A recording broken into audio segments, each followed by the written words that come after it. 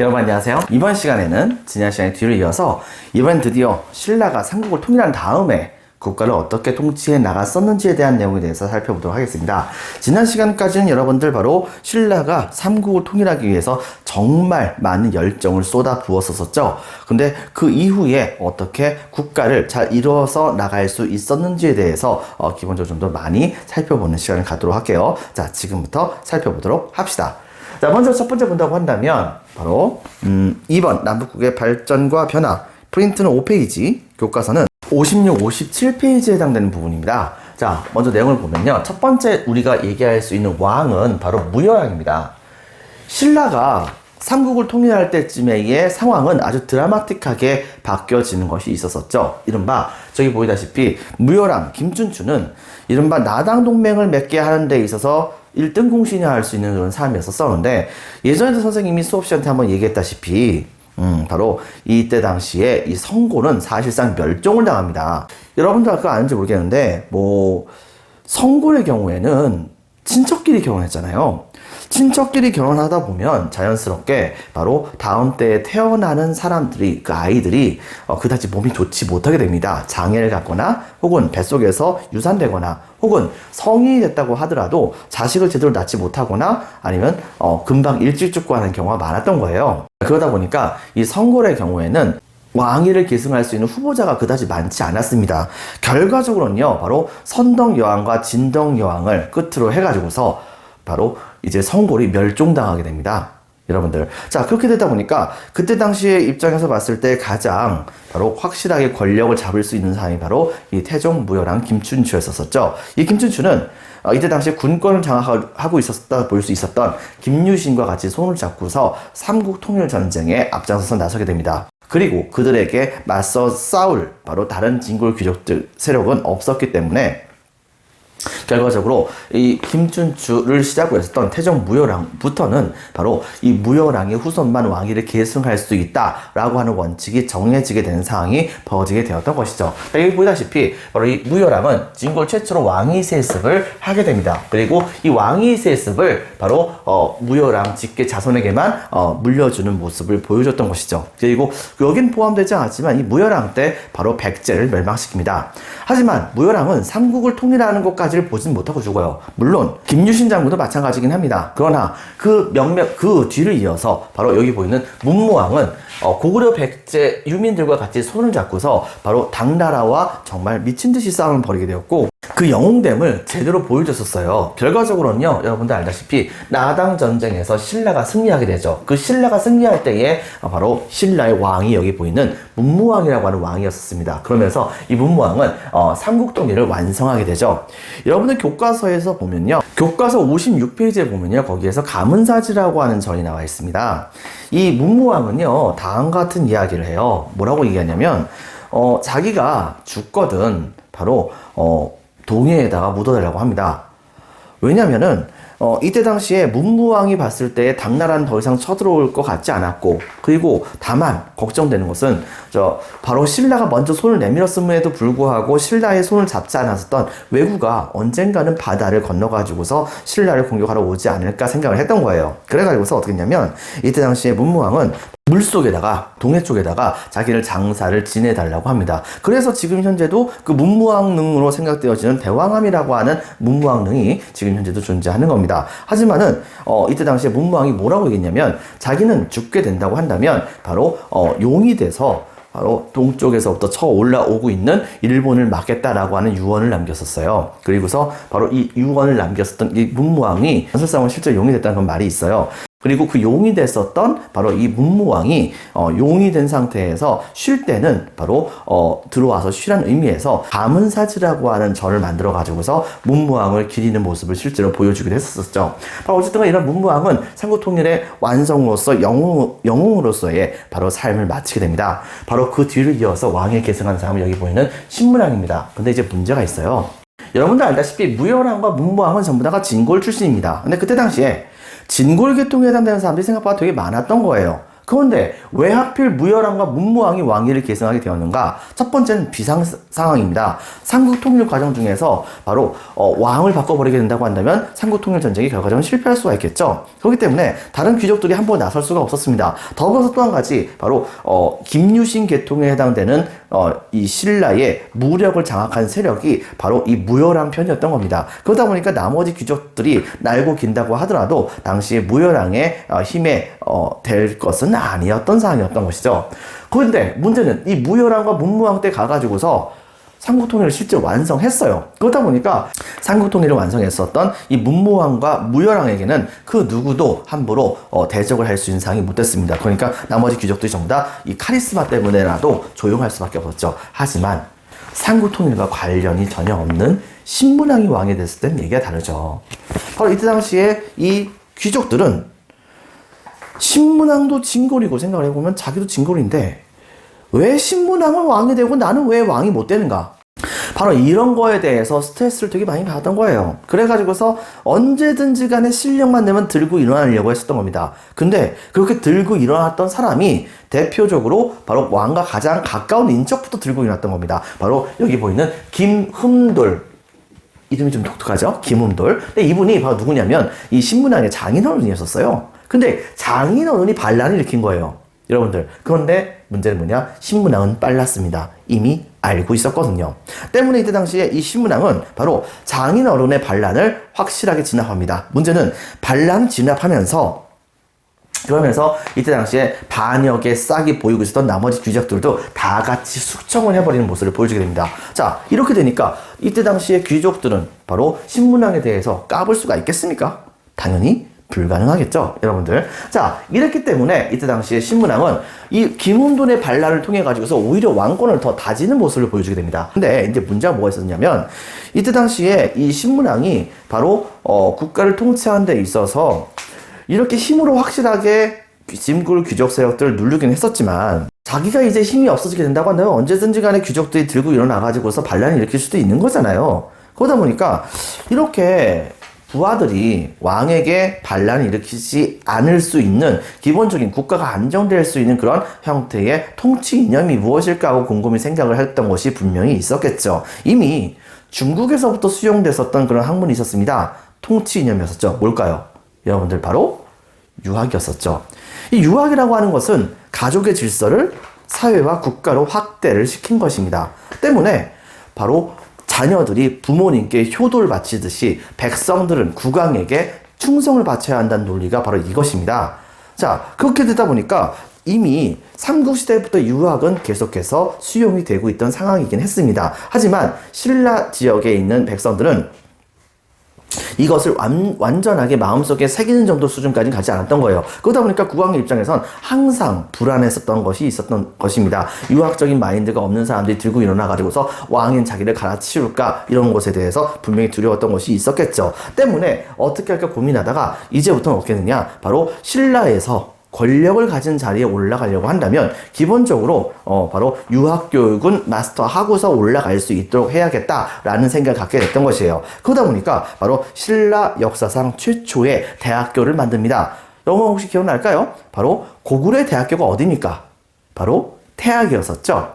근데 이때 당시에 신라는 바로 국학이라고 하는 학교를 만듭니다. 그 다음에 바로 여기에서 유학을 가르치고 유학 교육을 배운 사람들이 신라의 고위급 관료가 되면서 그러면서 유교적으로 통치 이념이 확립되어 가면서 국왕의 권위를 높이려고 하는 그런 모습을 실제적으로 이 신문왕이 노렸던 것이에요.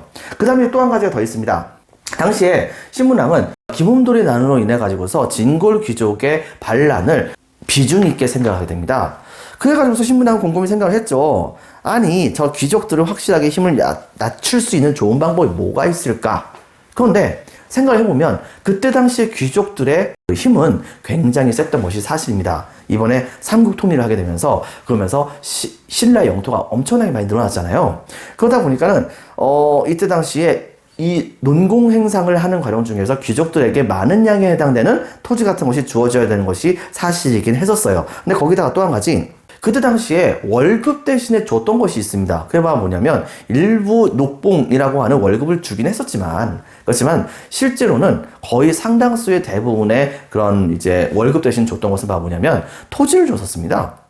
관리들에게. 근데 이때 당시에 관리에게 처음에 줬었던 그 토지는, 처음에 이제 관리 이꼴 귀족이었었으니까 귀족들에게 줬었던 토지가 바로 뭐였냐면 노급이라고 하는 토지를 줬어요.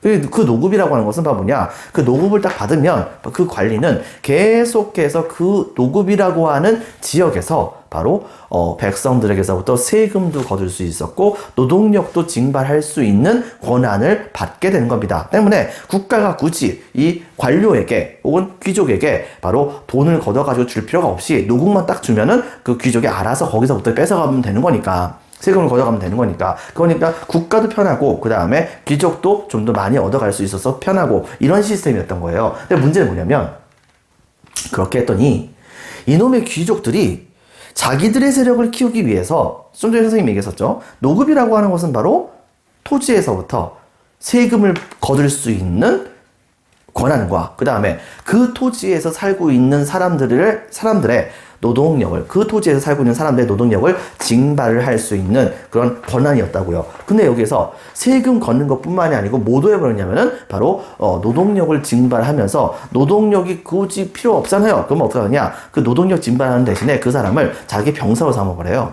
결과적으로 어떻게 벌어지느냐, 모든 신라의 귀족들은 제각각 사병을 보유하게 되는 상황이 벌어지게 된 겁니다. 그리고 그 사병을 보유했다가 그들이 모이면은 사실상 아무리 강력한 왕권을 자랑했었던 신문왕 시대라고 하더라도 왕의 권력을 넘을 수도 있는 거예요. 때문에 이때 당시에 신문왕은 확실하게 이 귀족들에게서부터 바로 노급을 뺏어야겠다고 생각했던 것입니다. 하지만 생각해보세요. 귀족들이 그걸 쉽게 내놓겠습니까?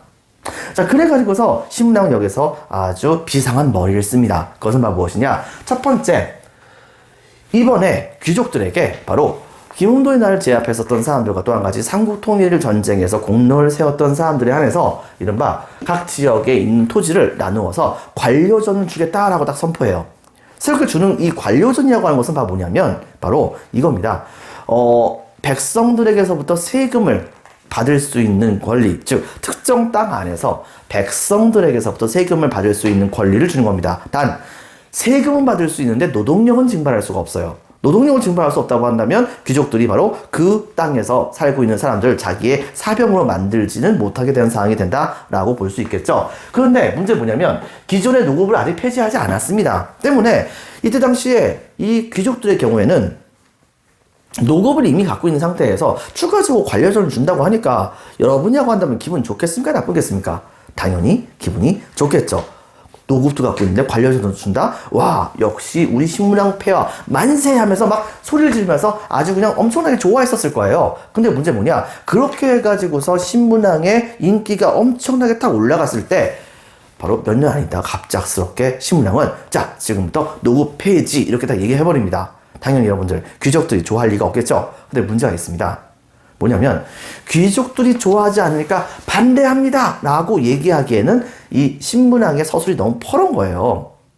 귀족들이 반발했는데 반발했다가 그대로 죽임당했던 게 바로 이 김음돌의 난이지 않습니까? 근데 김음돌의 난이 신문왕 초년부터 벌써 있었었는데 자기가 이제 반대한다 딱 얘기하게 되면 자기도 김음돌 꼴이 날 것 같은 거예요. 여러분들. 자, 거기에다가 당시에 신문왕의 인기가 엄청나게 높았습니다. 그러다 보니까 신문왕의 인기가 엄청나게 높은 상황에서, 그런 상황에서 내가 신문왕에 반대하면서 저항한다라고 딱 소리치게 된다고 한다면 주변 사람들은 알고 보면 전부 다 신문왕을 좋아하고 있는데 자기만 싫다고 얘기하는 거니까 신문왕은 바로 싫다고 하는 나를 제거하기가 훨씬 더 쉽겠죠. 그렇다고 한다면 내 목숨만 날아가는 거잖아요. 자, 그러다 보니까 귀족들이 이때 당시에 얼떨결에 아주 씁쓸한 감정을 가지면서도 바로 이러한 노급 폐지와 관료전 지급을 인정할 수밖에 없는 상황이 되게 됩니다. 여러분 생각해보세요.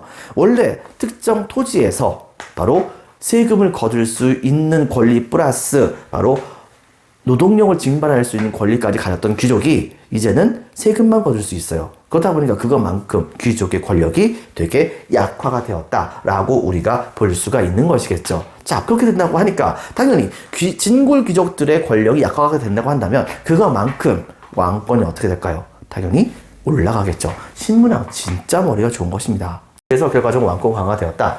라고 하는 걸 같이 기억해 주고요. 그렇기 때문에 어쨌든 간에 여러분들, 이 신라가 삼국을 통일한 다음에 기본적인 정책의 기조는 뭐였냐면, 일단은 넓은 영토를 통치하는 것이니만큼 그것만큼 왕권이 강화가 되어야 한다는 거예요. 그리고 이 강화된 왕권을 기반으로 해가지고서 삼국, 새롭게 이제 신라의 영토 안에 들어왔었던 삼국의 영토와 그 다음에 거기 살고 있는 인구들을 효율적으로 통치하는 것이 중요하다고 생각했던 겁니다. 화합을 하면서 융합하면서 효율적으로 통치하는 방법을 추구하려고 했던 거예요. 그러다 보니까 여러 가지 조치가 취해지게 됩니다. 바로 이 신문왕 때는 여러 개의 제도가 정비가 됐는데, 이렇게 정비됐던 여러 가지 제도들은 사실상 여기에서 나타났다고 볼 수 있어요. 구체적인 내용을 보면 다음과 같습니다. 자, 기본적으로 봤을 때 중앙 통치에선 다음과 같은 조치를 취해요. 이른바 이때 당시에 국왕의 힘이 되게 강화가 됐잖아요. 강화가 되다 보니까 국왕의 명령을 전문적으로 받아가지고서 그 명령을 실행하는 그런 기관이 따로 필요했던 것입니다. 지금보다 좀 본다고 한다면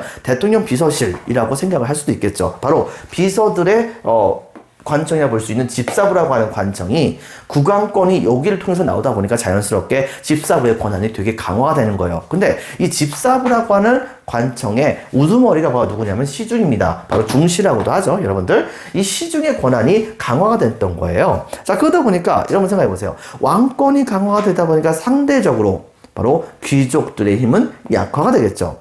귀족들의 최고의 우두머리가 누구였다고 했었습니까? 신라에서 바로 상대등이라고 했었죠. 당연히 상대등의 힘도 약화가 됩니다. 그리고 이 상대등이 의장으로 있었었던 이 화백회의의 역할 자체도 축소가 되죠. 화백회의는 바로 귀족들의 모임인데, 화백회의의 역할이 축소됐다? 이것은 곧 뭘 말하는 거냐면, 그것만큼 귀족들의 힘이 약화됐다는 것을 말하는 겁니다. 자, 이렇게 되게 되면서 이때 당시에 왕권이 강화되는 모습을 보여줬고요. 두 번째, 새롭게 고구려와 백제를 멸망시키고 그 지배 세력들을 수용했잖아요. 수용했다고 한다면 그들을 함부로 대하면 안 되죠. 더불어서 고구려와 백제의 백성이기도 했었지만은 이 고구려와 백제 왕실 간 독자적으로 각 지역에 좀 더 힘이 셌었던 세력들도 분명히 있었습니다. 이런 사람들도 신라가 확실하게 그들의 세력에 따라 가지고서 수용을 해줘야 되는 것이 맞겠죠. 때문에 어떻게 했냐, 바로 고구려와 백제 귀족에 해당됐던 사람들, 그리고 지방의 세력들 사이에서 바로 그들 세력의 크기와 그 다음에 그들 귀족들의 지위의 높낮이에 따라서 거기에 맞춰서 각각 관등을 수여하는 모습을 보여줍니다. 심지어는요, 바로 진골의 관등까지도 주기도 했었어요. 고구려에서 항복했던 사람 중에 일부에서는요.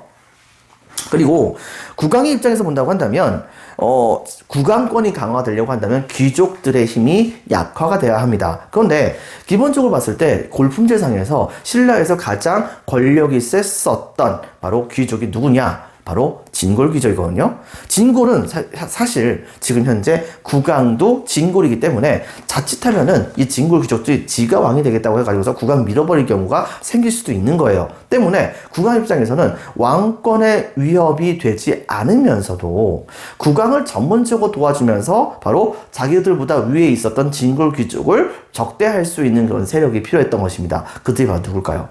그것은 바로 골품제 하에서 진골 귀족 바로 밑에 있었었던 바로 육두품 세력이 거기에 포함됩니다. 때문에 이때 당시 육두품은 특히 여러분들 승진하는 것이 제한이 되어 있잖아요. 그러다 보니까 자신의 능력을 제대로 펼쳐 보이기 위해서 당나라와 같은 그런 중국 세력으로 가가지고서 거기에서 많은 공부를 하고서 오는 경우가 많았었습니다. 때문에 이때 당시에 국왕은 이런 진골 세력들을 적극적으로 수용해가지고서 그들의 조언을 들으면서 국정을 운영하는 모습을 보여주게 됩니다. 비록 지위가 아찬 이상 올라갈 수는 없었으나 국왕이 자기들의 조언을 들을 수 있게 되는 상황을 만들게 됨으로써 자신들의 권력의 성장에도 어느 정도 영향을 받게 되었다고 볼 수가 있는 것이겠죠. 자, 어쨌든 간에 이렇게 해서 육두품이 성장하는 모습을 이때 당시에 보여주게 됩니다. 그것만큼 귀족의 권한은 약화돼. 여기서 귀족은 이제 진골 귀족을 말합니다. 그리고 귀족의 권한이 약화되고 그 다음에 왕권이 강화됐다라고 하는 것을 우리가 볼 수 있고요.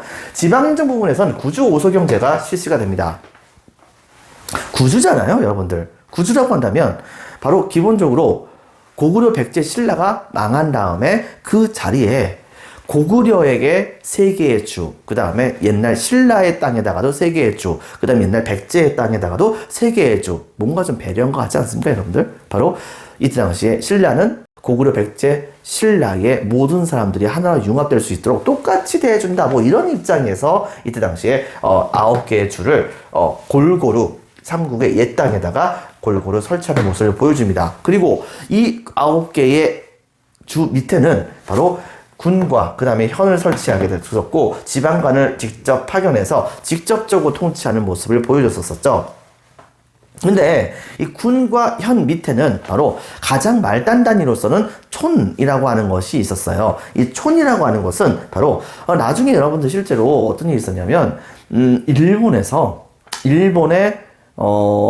이제 왕실 보물창고 같은 데가 있어요. 근데 거기에서 이제 어떻게 하다 보니까 거기서 일을 했었던 어떤 사람이 거기에서 여러 개의 고대에서부터 있었던 바로 유물 같은 것을 잘 관리하고 서적 같은 것을 잘 관리하다가 그거다가 어떤 책을 뒤집어놓는데 거기에서 이상한 문서가 하나 떠진 겁니다. 자세히 봤더니 그게 뭐였냐면 신라 시대 때의 토지 문서가 발견된 거예요. 그 토지 문서를 기반으로 해서 세금을 걷는 거거든요. 근데 그 토지 문서에 나와 있는 내용을 딱 보면은 거기에서 그 지역을 다스리는 촌주가 있습니다. 그 촌주가 바로 전체적인 모든 토지를 관장하고 거기에 어떤 재산이 있는지까지 전부 다 파악을 하는 모습을 보여줬었어요. 이른바 신라 장정문서라고 얘기를 하는데 이런 신라 장정문서 같은 걸 통해 가지고서 이때 당시 신라의 바로 삶의 모습이 어떤 것이는지 우리가 대략적으로 파악을 해볼 수 있거든요. 바로 그러한 촌을 다스리고 있었던 최고 우두머리가 여기 보이는 촌주라고 합니다. 이것을 여러분 같이 기억을 해주기 바라고요. 그 다음에 여러분 혹시 기억나는지 모르겠는데 선생님이 삼국의 바로 통치 제도에 대해서 설명을 하면서 고구려 같은 경우에는 오부오부제라고 얘기했었고 그 다음에 백제 같은 경우에는 오부오방제라고 얘기했었습니다. 그 다음에 신라는 육부오주제라고 얘기했었죠. 수도는 육부, 그 다음에 지방은 오주로 나뉘었었다고요. 근데 그 오주가 여기 보다시피 구주로 늘어난 겁니다. 그런데 신라는 수도가 한쪽으로 치우쳐 있기 때문에 바로 이 치우친 곳을 보완하기 위해서 소경을 만들었다고 하셨어요. 삼국시대 때는 이것이 2개였습니다. 그래서 이소경이 하셨죠. 근데 바로 삼국 통일한 다음부터는 땅이 너무 넓은 겁니다. 이 넓은 그런 땅을 제대로 통치하기 위해서는 바로 원래는 수도를 이 모든 토지에서 한가운데 있는 곳을 옮겨가는 것이 맞아요. 그렇게 하는데 문제는 뭐가 있었느냐? 경주 지역을 기반으로 했었던 이 진골 귀족들이 수도를 다른 데로 옮기는 것을 그렇게 반대했었어요. 예를 들면 여기 보이는 이 문무왕이 수도를 심지어 먼 데로 가려고 했던 것도 아니에요. 대구 정도로 딱 옮기려고 했는데 경주에서 대구로 그러려고 했는데 그것마저도 진골 귀족들이 너무나도 반대해서 이 옮겨가는 것도 실패했었어요. 그러다 보니까 넓은 영토는 다스려야겠는데 지방을 제대로 다스릴 수 없는 상황이 벌이다 보니까 결과적으로 어떻게 됐느냐? 바로 그 지역을 부수적으로 다룰 수 있는 바로 지방 행정의 중심지를 좀 더 많이 만들 수밖에 없었겠죠. 그래서 바로 이 삼국 통일이 있기 전까지만 하더라도 수도의 치우침을 보완하기 위해서 만들었었던 작은 서울이 2개가 있었으니 이게 바로 이소경이었었잖아요. 이때는 5개를 만듭니다. 여러분들. 그래서 이때 당시에 바로 오소경이 추가로 설치가 되는 거예요. 근데 여기에서 신라는 어떻게 썼냐면 바로 고구려와 백제 계통에 해당되는 귀족들을 이때 당시에 데려와가지고서 예를 들면 가야 땅에 설치된 소경에다가는 고구려 귀족을 보내고 그 다음에 고구려 땅에다가 설치가 됐었던 그런 소경에다가는 백제 귀족을 보내거나 뭐 이런 식으로 해가지고서 이 지역에 있는 사람들이 바로 그 소경에 있었었던 다른 나라의 귀족들과 서로 연합해가지고서 반란을 일으키는 것을 사전에 막으려고 한 노력을 보여주게 됩니다. 이른바 그래서 고구려 백제 계통의 귀족들을 소경으로 이주를 시키는데 각각 다른 지역에 있는 소경으로 옮겨가게 해서 거기에서 살게 만들었었다. 그렇게 해서 견제하게 했었다는 것을 보여줬던 것이에요. 물론 이제 여기다 플러스 지방 세력에서 일정 정도 이상의 세력을 갖고 있는 사람이라고 한다면 그런 사람들의 경우에는 상수리 제도라고 해서 지방의 세력가들이 일정 기간 뭐 자기 자식들을 바로 중앙정부에 보내가지고서 거기서 머물게 하는 등의 그런 조치를 취하게 하는 모습을 보여주기도 했었습니다. 자, 이것이 나중에 바로 고려시대 가선 기인제도라고 하는 제도로 바뀌게 됩니다. 참고적으로 여러분 기억을 해주세요. 자, 이렇게 해가지고서 지방을 통치하는 시스템을 나름대로 촘촘히 만드는 모습을 보여주게 됐었고요. 자, 군세제도 같은 경우에는 기본적으로 봤을 때 여기 보다시피 민족을 통합한다는 목적이 분명히 있었던 것 같은 거예요. 그래가지고서 중앙군에다가 가장 많았었던 군인들의 숫자는 전부 다 사실상 보면은 신라인이 많긴 했었었는데 그 뒤를 이어서 백제인과 고구려인들도 약간 좀 비스무리한 그런 숫자로 바로 이 중앙군에 편성을 시키게 됩니다. 근데 심지어는 일부 말갈족마저도 이때 당시에 중앙군이었었던 구서당에 포함을 시키게 되는 거예요. 그래가지고서 총 9개의 서당이라고 불렸었던 중앙군을 마련을 하게 됩니다. 그리고 또 한 가지 지방에다가는 10개의 정을 만들어요. 여러분들 기억날까요? 바로 통일신라 시대 때의 지방 통치제도, 바로 구주, 오, 소경이었었죠. 그러니까 9개의 주가 있는 겁니다. 여러분들 프린트 5페이지에 나와 있는 그 주의 위치를 한번 확인해 주세요. 근데 문제는 뭐냐? 이 중에서 거의 대부분의 그런 주들의 경우에는 바로 국경선에 맞닿아 있지 않습니다. 육지로 말이에요.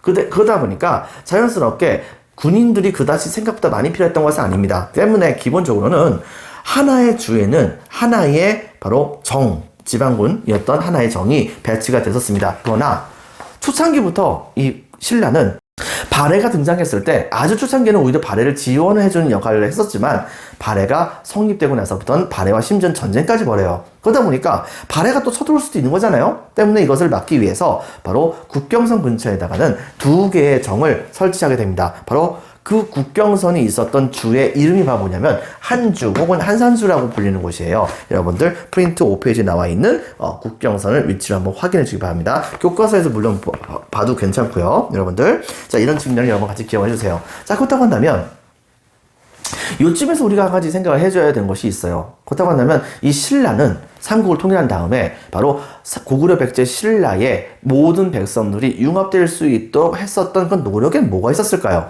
바로 그 내용은 여러분들 프린트 5페이지에 나와 있기도 합니다. 바로 첫 번째는 고구려 백제 신라의 바로 옛 귀족들에게 그 사람들의 관등에 맞춰가지고서 신라의 골품을 수여하는 모습을 보였었죠. 바로 5페이지 첫 번째 관등 수여가 거기에 포함됩니다. 그리고 구주를 설치했었다는 점. 근데 구주가 바로 신라에게 편중된 것이 아니라 바로 고구려 옛땅과 백제 옛땅과 신라의 옛땅을 각각 약간 좀 비슷한 비율로 나누어 가지고서 이렇게 9개의 주를 설치했었다는 점이 있었습니다. 또 한 가지, 자 지방의 주요 지역에다가 바로 신라의 중앙 귀족과 옛 가야와 고구려 백제 귀족들을 함께 살게 합니다. 물론 각각 따로따로 각 지역에 옮겨가 가지고서 다른 지역에 옮겨가지고 살긴 했었지만 거기에다가 이제 신라 귀족도 같이 가서 살게 했었으니까 그러니까는 이들 사이에서 서로 이제 융합하는 모습을 보여줬다 볼 수가 있겠습니다. 물론 지방에 있었었던 신라에게 반감을 갖고 있었던 세력들이 자기네 옛 지배계층과 같이 연합하는 것을 막기 위해서 바로 다른 나라가 있었던 지역에 설치된 소경에다가 해당되는 국가의 지배계층을 보내서 거기서 살게 만든 조처를 취하게 함으로써 이들을 견제했었다는 측면도 있는 것은 사실이긴 합니다. 자, 그 다음 또 한 가지 바로 구서당을 설치했다는 점이죠. 이 구서당을 설치하게 됨으로써 신라의 왕은 고구려와 백제와 그 다음에 신라에는 당연하고요. 심지어는 말갈족 전체의 왕이다 라고 하는 것을 만천하에 뽐내는 모습을 보여줬다 볼 수 있겠습니다. 이 점 여러분들 같이 기억을 해주세요. 자, 그 다음에 마지막으로 토지제도에 대한 이야기를 하도록 할게요. 자, 토지제도 같은 경우에는 여러분들 알다시피 관료전을 지급하고 노급을 폐지합니다. 기본적으로 본다고 한다면요. 토지에 대한 권한은 크게 보면은 두 가지가 있습니다. 그 토지를 소유한다 라고 하는 개념에 바로 소유권이 있고요. 그 다음에 이 토지를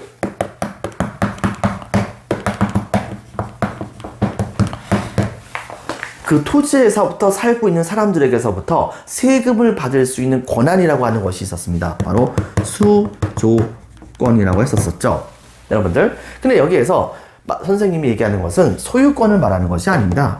소유권은 그다지 알 필요가 없죠. 하지만 수조권의 경우에는 바로 신라가 귀족이라든가 그 다음에 관료들에게 줬었었던 월급 대신에 줬었던 일종의 보상체계라 볼 수 있는 겁니다. 자, 그런데 좀 전에 선생님이 설명했다시피 노급이라고 하는 것의 경우에는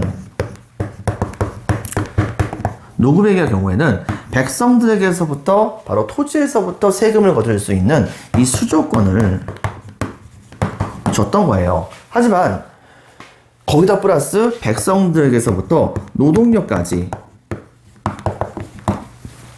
징발할 수 있는 권한을 이 노급에서 줬었습니다. 바로 여기서 보이는 이 노급이라고 하는 것이 바로 관료들에게 월급 대신 주어졌었던 것이기 때문에 관료는 백성들에게서 바로 많은 것을 정말 많이 뺏어갈 수가 있었던 것입니다. 때문에 이런 노급이 있었다는 것 자체가 굉장히 이 귀족에게는 좋은 것이고 국왕에게는 굉장히 나쁜 것이었어요. 자, 그러다가 이 노급을 폐지하게 되죠. 노급을 폐지하고 그다음에 이때 당시에 바로 이 신문왕이 이 관료들에게 관료전을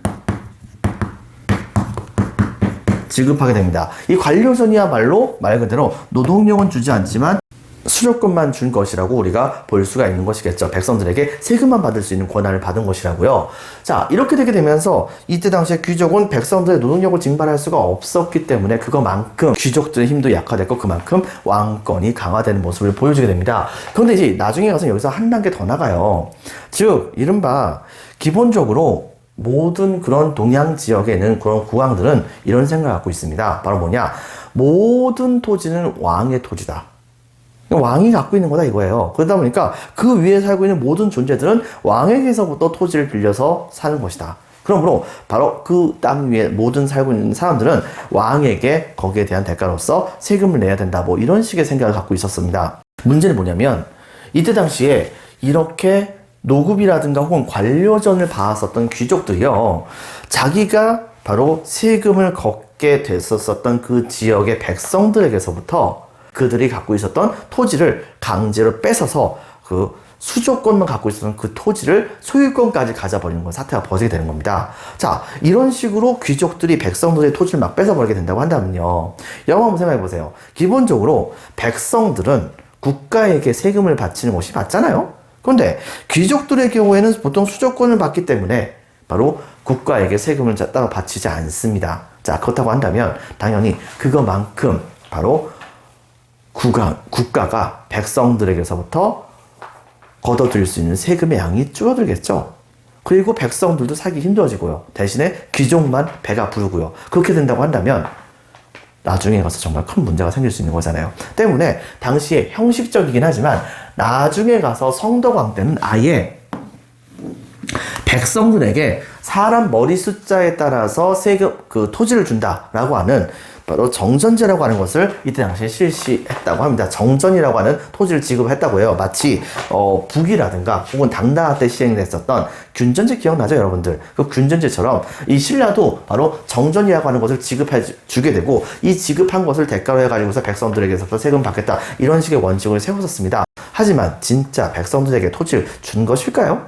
그건 아니에요. 사실은 백성들에게 원래 그 백성들이 갖고 있었던 토지를 국가가 인정해주겠다라고 얘기한 정도의 수준에 불과했던 것이긴 합니다. 근데 그럼에도 불구하고 이게 중요했던 가장 큰 이유가 뭐 때문에 그런 거냐면 귀족들이 와가지고서 백성들의 토지를 함부로 빼앗을 때 그 땅이 만약에 정전이라고 한다면 바로 그 정전은 국가가 보호하는 땅이잖아요. 그렇다고 한다면 여러분 생각해보세요. 국가가 더 세겠어요? 귀족이 더 세겠어요? 당연히 국가가 더 세겠죠. 그렇다고 한다면 함부로 귀족들이 바로 백성들의 토지를 뺏을 수가 없는 겁니다. 백성들의 소유를 어느 정도 보호해주는 역할을 실제적으로 했다 볼 수 있겠죠. 백성들의 소유가, 토지에 대한 소유가 보호가 됐다고 한다면 그것만큼 백성들은 세금을 국가에게 많이 낼 수가 있는 것이고 그거에 따라서 신라의 국력도 강화되고 왕권도 강화된 효과를 얻게 되었던 것입니다. 때문에 여기 보시다시피 국가의 지배력이 향상이 되고 그 다음에 재정이 확충되면서 반대로 귀족의 경제 기반이 약화돼서 귀족의 힘도 약화되는 그런 효과를 누리게 된 겁니다. 하지만 시간이 흘러가면서 상황은 바뀝니다. 경덕왕 때 가서는 귀족들이 본격적으로 다시 들고 일어나기 시작을 했었어요. 그리고 이런 경덕왕 때에 귀족들이 들고 일어났을 때 국왕은 이런 귀족들을 확실하게 막을 수 있을 만한 특정한 수단이 별로 없었습니다. 때문에 나중에 가서는 귀족들의 요구사항을 들어줄 수밖에 없는 상황이 됐었고 그 결과 경덕왕은 바로 이미 신문왕 때 없애버렸었던 바로 이 노급을 부활시켜줘서 귀족들이 백성들의 노동력까지도 징발할 수 있도록 조처를 취해주게 됩니다. 그럼 여러분들 생각해보세요. 그렇게 됐을 때 바로 귀족들의 힘은 그만큼 강화가 되고 귀족들의 재력도 더 상승이 되겠죠. 그리고 얼마 후에 어떤 일이 벌어지느냐, 신라는 그 뒤를 이어서 경덕왕의 아들이었던 해공왕 때 귀족들은 바로 왕마저도 누를 수 있을 만큼 힘이 커지게 됩니다. 그리고 그 귀족들은 서로 권력을 갖겠다고 96명에 해당되는 바로 진골 귀족들이 제각각 반란을 일으켜서 서로가 권력을 차지하기 위해서 싸움을 벌이게 됐고, 그 난병 중에 그만 바로 신라의 왕이었던 해공왕이 죽게 됩니다. 그렇게 되자 바로 그 귀족들 중에서 가장 힘셌던 사람이 바로 신라의 왕이 되면서 본격적으로 신라는 신라하대라고 불리는 시기, 즉 신라의 암흑기의 시대로 돌아오게 되죠. 바로 이런 측면을 여러분 같이 기억을 해주기 바랍니다. 자, 지금부터 살펴보도록 할게요.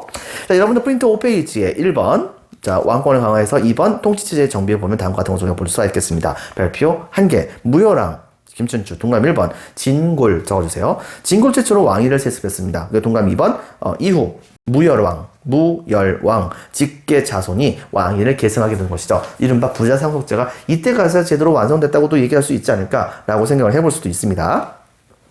동감 2번 문멍의 경우에는요, 동감 1번 나당 전쟁을 승리합니다. 동감 2번 바로 삼국 통일을 완성하죠. 그리고 수중릉, 문멍의 수중릉 기억을 해주세요. 그 다음에 별표 2개 반, 동감 2, 3번 신문왕의 경우에는 동감 1번 진골 귀족을 숙청합니다. 대표적으로 누구의 난이 있었죠? 바로 김흠돌의 난. 동감 2번 국학, 신라의 대학교였었죠. 바로 국학을 설치합니다. 유교 이념을 강조했었죠. 동감 2, 3번 노급을 폐지하고 그 다음에 또한 관료전을 지급합니다. 동감 2, 4번 각종 제도를 정비하죠.